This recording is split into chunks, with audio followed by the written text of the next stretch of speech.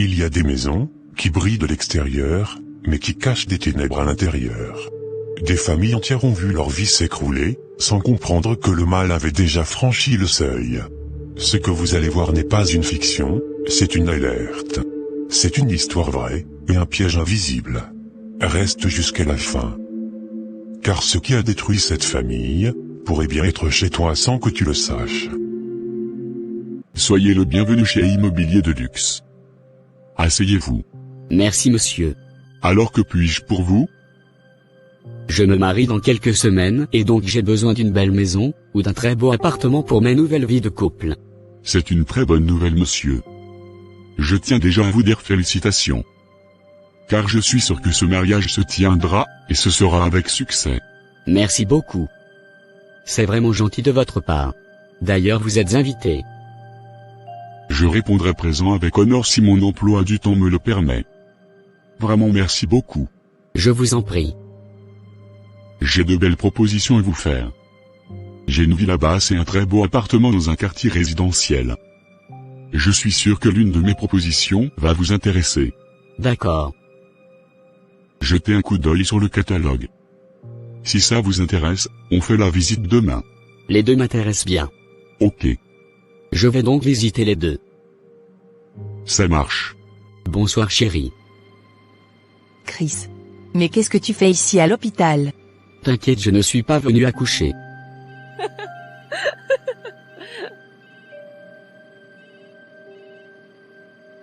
Tu es toujours drôle toi. Alors qu'est-ce qui t'amène? Je suis venu t'informer que, je viens d'avoir 2 propositions de maisons que j'aimerais qu'on visite. Génial. Merci de m'avoir informé.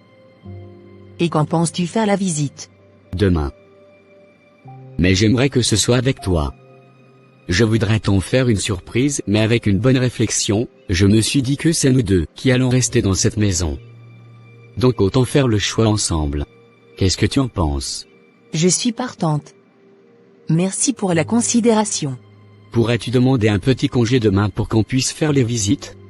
Oui, je prendrai même 3 jours au cas où on prend la maison, pour qu'on puisse réfléchir sur comment l'aménager. D'accord, ça marche. Chris et sa femme Emma ont effectivement visité les 2 maisons comme prévu le lendemain.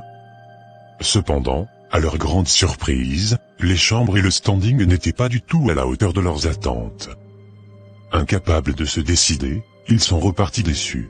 Mais sur le chemin du retour, le regard d'Emma s'arrête soudain sur une maison avec une pancarte indiquant « à louer ». C'était une magnifique demeure, élégante et accueillante. Sans hésiter, le couple arrête la voiture et descend pour explorer les lieux. Ce fut le coup de foudre immédiat. Va où? Chérie. Tu as vu juste. Cette maison est vraiment parfaite. Je t'avais dit que j'avais des talents cachés. Je le sais. C'est pour cette raison que je veux t'épouser. Sincèrement, cette maison est parfaite pour nous. Et le loyer est si abordable. Oui ma chérie. C'est un endroit idéal pour commencer notre nouvelle vie. Chris et sa femme ont finalement décidé de louer cette maison découverte par hasard. C'était une demeure somptueuse, parfaitement décorée et aménagée, avec un magnifique jardin.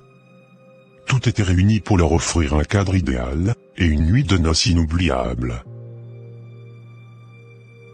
Enfin chérie. Nous voici dans notre belle maison à nous. J'avais trop espéré ce jour. Je pensais que c'était un rêve. Mais aujourd'hui c'est devenu notre réalité.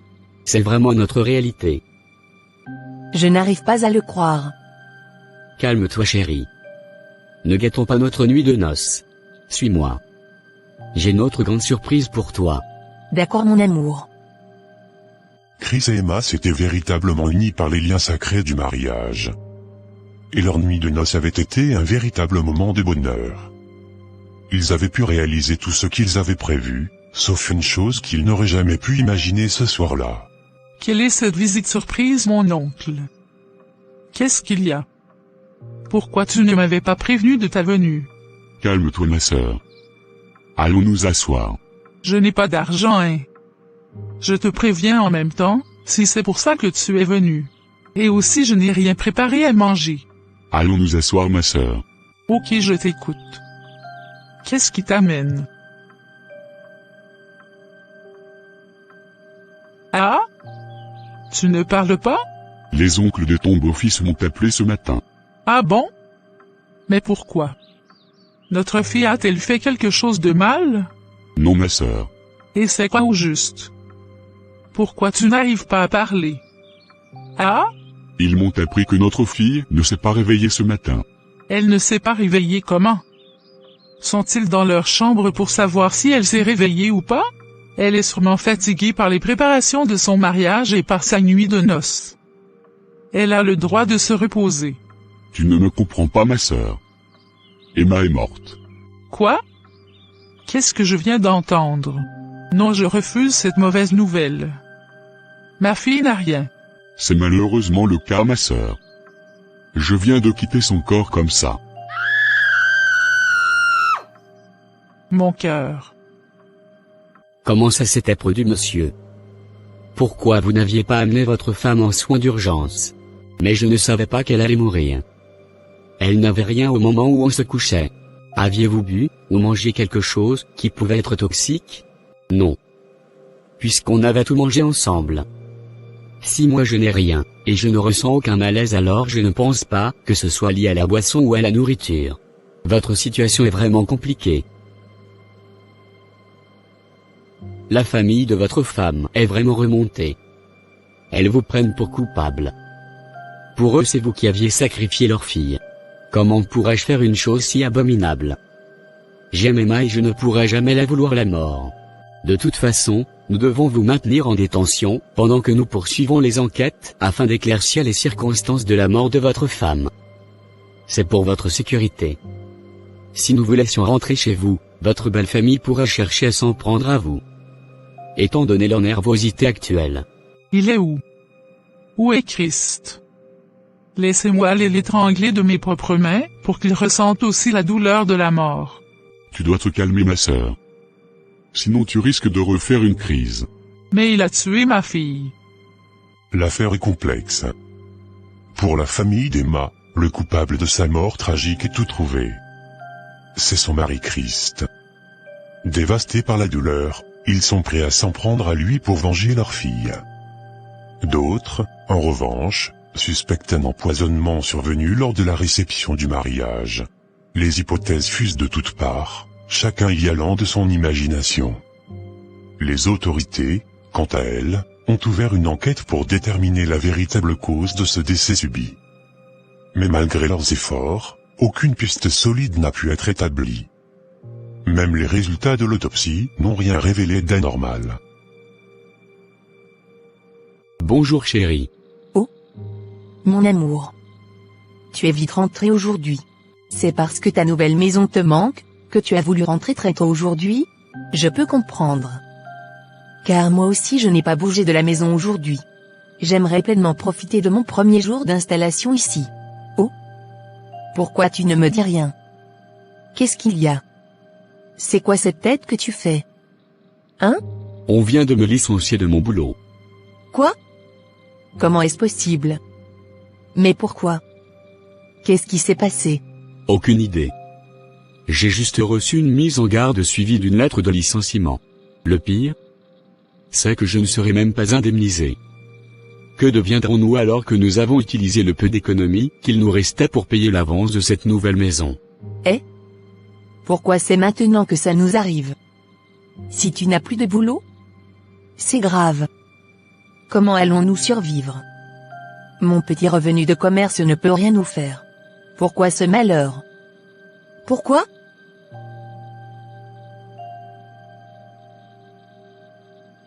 Oh. Tu es encore en chambre? Chérie. Je pensais que tu t'apprêtes pour la boutique. Je ne me sens du tout pas bien. Mais qu'est-ce que tu as? J'ai des maux de tête atroces. C'est sûrement la grossesse. Allons à l'hôpital. D'accord. Monsieur. Votre femme n'a plus une seule goutte de sang dans son corps. Quoi? Oui. Heureusement que vous êtes venu rapidement à l'hôpital. Votre femme souffre d'une anémie sévère, et tout porte à croire que cela remonte à plusieurs mois. Mais comment est-ce possible?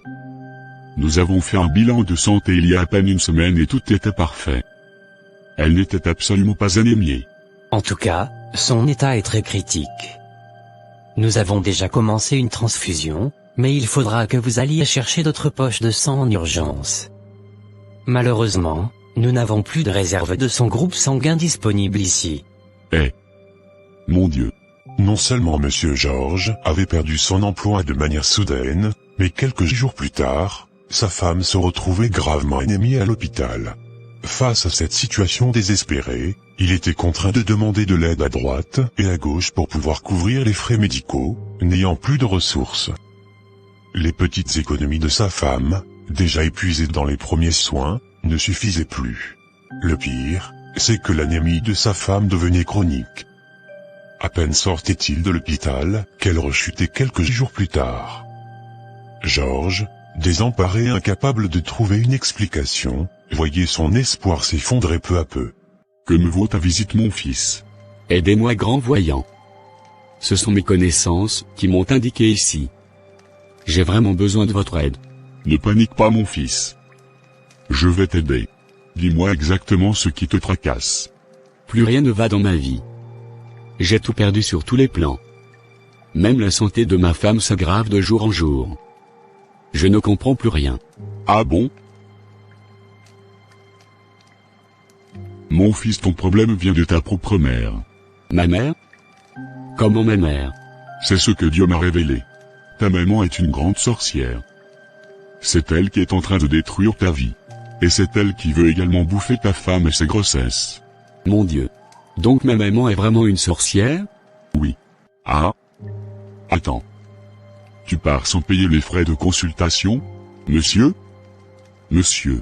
Donc il est vraiment parti quoi? Moi qui pensais avoir trouvé quelqu'un à arnaquer. Ce gars m'a bien eu. Je l'attends ici. Il reviendra me voir. Ah? Tu vas défoncer ma porte. George. Qu'est-ce qui t'arrive?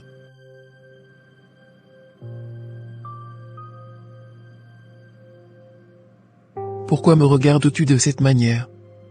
Hein? Libère-moi, maman. Laisse-moi, et ma femme prospérer dans notre vie. Ah. Je vous ai attaché? C'est encore quoi cette histoire? Je sais que tu as une sorcière, et que c'est bien toi qui es à la base de ma situation actuelle, et de la maladie de ma femme. George? Quelles sont ces abominations qui sortent de ta bouche? Ne fais pas semblant. Le voyant m'a tout dit. C'est toi qui détruis ma vie. Tu es responsable de mon licenciement, des anémies de ma femme, et de tous nos malheurs. Pourquoi, hein? Pourquoi? Tu dois me libérer aujourd'hui et tout de suite, si tu veux rester en vie. Sinon je vais t'étrangler moi-même de mes propres mains. Sauvez-moi. Mon fils est en train de perdre la tête. George, écoute-moi. Je suis ta mère. Je t'ai porté pendant 9 mois, je t'ai élevé avec amour. Comment peux-tu croire une telle absurdité? Moi, te faire du mal? Jamais. Après la confrontation brutale avec sa mère, George rentra chez lui. Mais une tension pesante planait. Sa colère n'avait fait qu'aggraver les choses, laissant des blessures profondes dans le cœur de sa mère. C'est alors que son père, inquiet par cette soudaine hostilité, décida de s'impliquer. Bien qu'il n'ait pas été présent au moment de l'affrontement, il avait tout appris. Déterminé à comprendre ce qui poussait George à agir de la sorte, il chercha à le rencontrer pour discuter. Bonjour papa. Bonjour mon fils. J'aurais appris que tu étais venu faire du bruit à la maison aujourd'hui. Oui. Je veux comprendre. Pourquoi t'es-tu emporté ainsi contre ta propre mère? Quelle est cette histoire de sorcellerie? Papa, ce n'est pas une histoire. J'ai consulté un voyant. Il m'a dit clairement que maman est derrière tous mes malheurs. Un voyant, tu dis. Et tu l'as cru sur parole? Papa. Ce n'est pas une question de croire ou non. Depuis que nous avons emménagé dans cette maison, ma vie est un cauchemar. J'ai perdu mon travail, ma femme est constamment malade, et on me dit que c'est maman qui en est la cause. D'accord. Décris-moi ce voyant. Où l'as-tu trouvé? C'est un homme de taille moyenne, la cinquantaine peut-être. Il portait une longue robe blanche et un foulard rouge sur la tête. Sa maison est en périphérie de notre village, près du Grand Fromager. Es-tu sûr de cette description? Oui, papa. Pourquoi?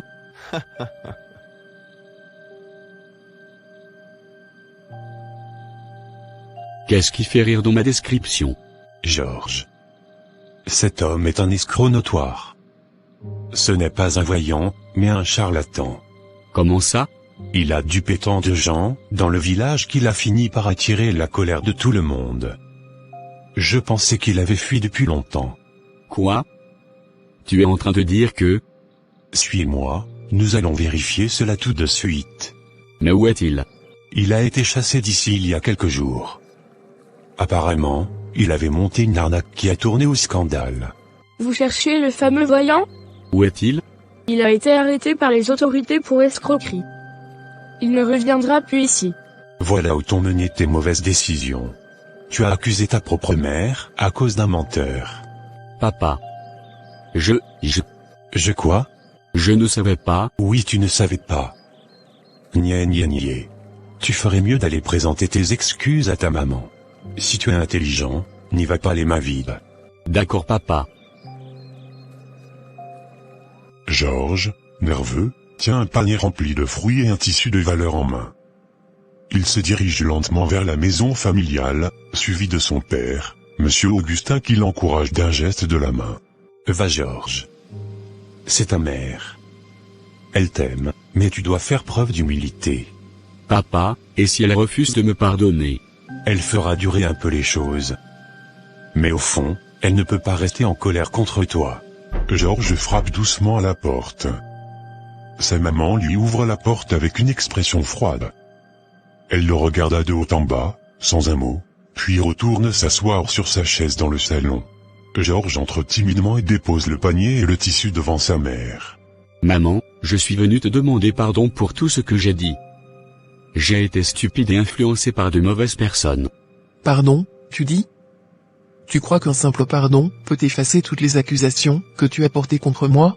Je ne savais pas maman. Je suis venu avec un cœur sincère. Un cœur sincère? Et tu viens seulement maintenant? Tu m'as humilié. Si ton père ne m'avait pas calmé, j'aurais maudit le jour où je t'ai mis au monde. Mon amour. Il est venu se repentir. Ne rends pas les choses plus difficiles.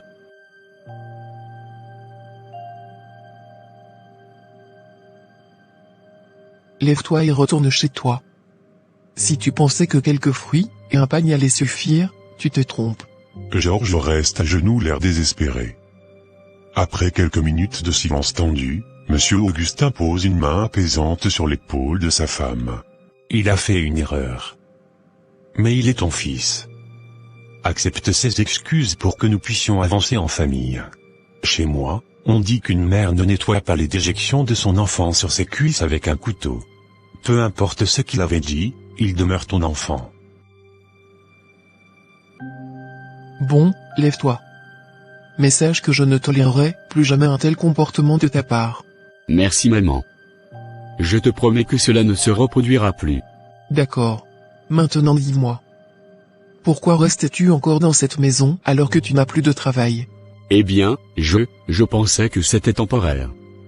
Écoute-moi bien Georges. Cette maison est trop grande pour toi et ta situation actuelle. Quitte-la.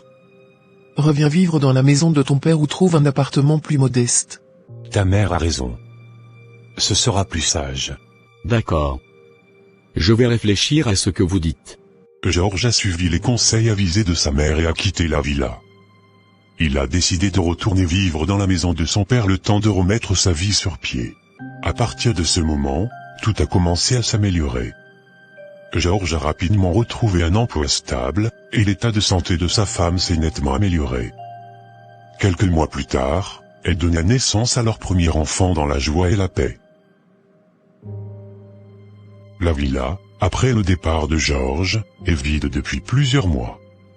Le temps passe, et l'agence immobilière finit par trouver de nouveaux locataires. C'est Madeleine et son mari, John. Le couple, accompagné de leur petite fille Clara, emménage avec enthousiasme. Nous avons trouvé une belle villa maman. Regarde les images maman. Elle est magnifique. C'est spacieux, bien situé et tout neuf. Madeleine, cette maison me donne un mauvais pressentiment. Pourquoi, maman? Tu dis ça juste à cause des photos? Je ne peux pas l'expliquer. Mais mon intuition me dit de te déconseiller de vivre là-bas. J'ai appris à écouter cette petite voix intérieure, et elle ne me trompe jamais. Ah bon? Mais John a déjà pris sa décision. Madeleine, ne laisse pas le luxe t'aveugler. Réfléchis bien avant de t'engager. John. J'ai parlé de la villa à maman. Elle ne la sent pas. Elle dit que quelque chose ne va pas avec cette maison. Madeleine, tu ne vas pas laisser des superstitions influencer nos choix. C'est une maison parfaite, moderne, et exactement ce qu'il nous faut. Je comprends. Mais peut-être qu'on devrait visiter d'autres options. Écoute chérie. Je suis fatigué des recherches. Cette maison est idéale pour notre famille. Fais-moi confiance, tout ira bien. Madeleine finit par céder à la pression et, malgré ses doutes, suit son mari. Madeleine et sa famille s'installent dans la villa. Tout semble idyllique au début. Mais, seulement une semaine après leur aménagement, Clara commence à montrer des signes de fatigue inhabituels. John. Clara semble de plus en plus pâle. Elle dort beaucoup et refuse de manger. Elle est peut-être fatiguée à cause du déménagement. Laisse-lui du temps. Es-tu sûr? Allons à l'hôpital. Depuis ils ne sont pas revenus nous voir. Pourquoi ça traîne autant? Calme-toi chérie. Ils viendront. Voilà le médecin qui arrive. Votre fille souffre d'une anémie sévère. Elle a besoin d'une transfusion en urgence. Une anémie? Mais elle était en parfaite santé il y a quelques jours. Mais c'est bizarre. Cela peut être dû à plusieurs facteurs. Mais ce qui m'inquiète, c'est la rapidité avec laquelle son état se détériore. Nous allons la stabiliser pour le moment, mais vous devrez revenir pour des contrôles réguliers. Madeleine, dans son inquiétude croissante, ne pouvait s'empêcher de repenser aux paroles de sa mère. Était-il possible que son intuition ait vu quelque chose qu'elle n'avait pas perçu? John, j'ai l'impression que quelque chose ne va pas avec cette maison. Depuis qu'on est ici, rien ne va plus. Encore cette histoire? Madeleine, c'est une maison. Rien de plus. Tu te fais des idées. Ça fait déjà plus de 3 fois qu'on va à l'hôpital pour cause d'anémie. Ça aussi tu le trouves normal, alors que notre fille ne tombait presque jamais malade? Arrête de te faire de film. Tout n'est pas forcément spirituel. Je suis sûr que c'est ta maman qui te met cette panique dans le cœur. Depuis qu'elle se dit convertie, c'est fini. On n'a plus la paix dans notre foyer. Elle trouve le démon partout. Et si maman avait raison? John, agacé, décide d'ignorer les inquiétudes de sa femme. Vers 2 heures du matin, la chambre de Paul et Madeleine est plongée dans l'obscurité. Madeleine, à moitié endormie, entend un bruit étrange provenant de la chambre de Clara. Madeleine se lève brusquement et se précipite dans la chambre de sa fille. Clara est allongée, tremblante et inconsciente. Mon Dieu. Paul. Paul, viens vite. Clara ne va pas bien. Qu'est-ce qui se passe encore? Tu t'inquiètes toujours pour rien. Il arrive dans la chambre et voit l'état de Clara. Son attitude change immédiatement. Mon Dieu. Elle ne respire presque plus. Prépare ses affaires, on va à l'hôpital tout de suite. Dans la panique, Madeleine, toujours guidée par ses instincts maternels, avait décidé de prévenir sa mère. Cette dernière, récemment convertie et fervente croyante, n'avait pas hésité une seconde. Elle connaissait la puissance de la prière et avait immédiatement alerté son pasteur. Malgré l'urgence de la situation, Madeleine espérait que leur présence puisse apporter une aide supplémentaire face à l'état alarmant de Clara. Tu es prête, on peut partir? Moi je ne vais pas me changer. Oui. Maman, et le pasteur sont déjà au portail aussi. Tu as prévenu ta mère? Et maintenant son pasteur? C'est un problème médical, pas une affaire de prière. John, je suis désolé, mais je ne pouvais pas rester là sans rien faire. En tout cas, qu'il ne nous retarde pas. Seigneur Tout-Puissant, nous remettons cette famille entre tes mains. Que tout ce qui est caché dans cette maison soit révélé, et que ton sang protège Clara. Amen. Allons-y vite à l'hôpital. Nous allons continuer la prière en route. D'accord, pasteur. S'il vous plaît madame. Est-ce que je peux aller aux toilettes rapidement? J'ai un besoin pressant. D'accord, c'est juste dans le couloir. Mais où est-ce qu'ils sont depuis? Mais ce n'est pas possible. C'est ce que je refusais. Le pasteur entre dans les toilettes et reste figé, les yeux fermés, en prière silencieuse. Une vision se dévoile devant lui. Dans la vision, il voit du sang s'écouler des toilettes, remplissant les canalisations.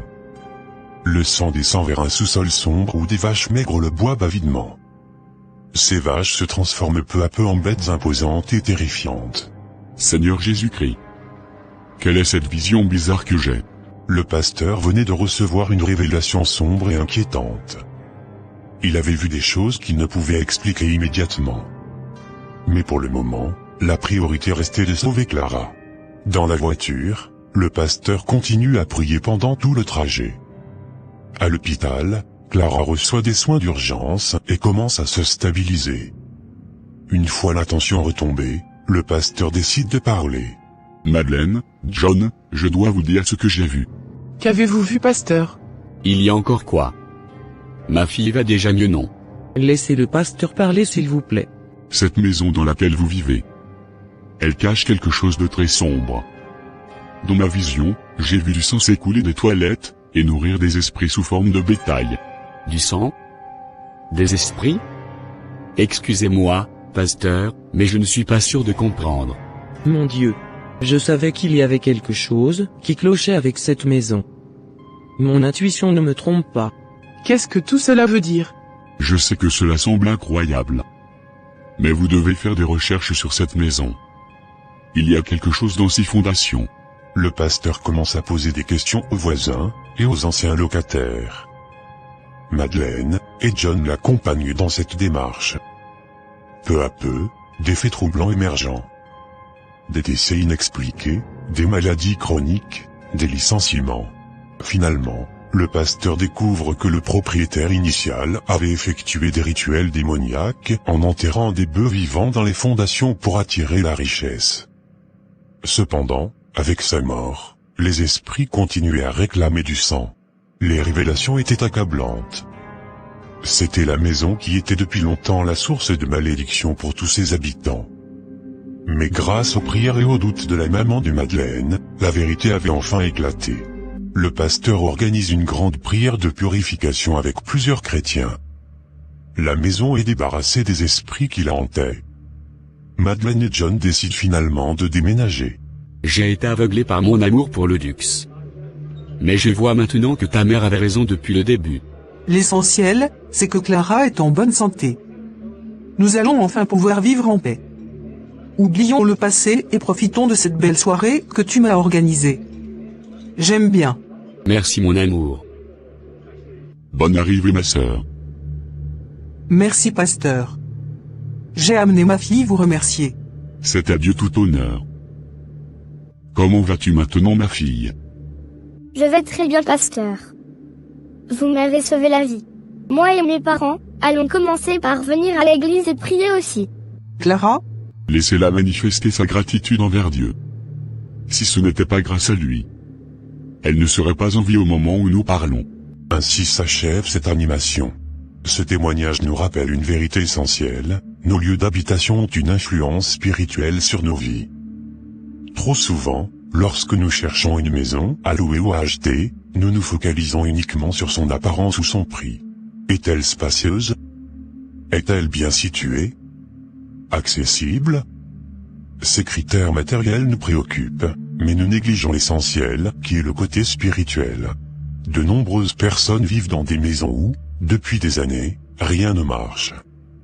Maladies chroniques, chômage, infertilité, divorce, échec professionnel ou même décès. Et pourtant, peu ont le réflexe de se demander si leur maison pourrait être à l'origine de ces troubles. Il est important de comprendre que tout le monde ne partage pas les mêmes valeurs. Beaucoup de personnes, aujourd'hui, s'adonnent à des pratiques occultes pour construire leur maison ou attirer la prospérité. Vous ne savez pas comment un propriétaire a obtenu son argent ni ce qu'il a pu enterrer dans le sol avant de poser les fondations. Certaines maisons sont bâties sur des pratiques douteuses, et vivre, peut avoir des conséquences spirituelles graves. Avant de chercher une maison, priez pour que Dieu vous guide vers un lieu saint, éloigné de toute malédiction.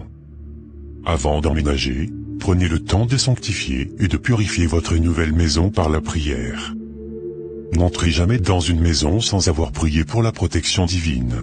Ce message est un appel à la vigilance et à la sagesse. Que Dieu nous donne le discernement pour éviter ces pièges et bénir nos lieux d'habitation, afin qu'ils deviennent des espaces de paix, de prospérité et de bénédiction. Seigneur, nous te remettons toutes les maisons de tes enfants. Que tout plan de l'ennemi contre nos foyers soit détruit au nom de Jésus-Christ. Protège-nous et guide-nous vers des lieux de paix et de bénédiction. Amen. Merci d'avoir suivi cette animation. Si vous avez été béni, abonnez-vous et activez la cloche de notification pour ne manquer aucune de nos vidéos. Que Dieu vous bénisse et protège vos foyers. Bye.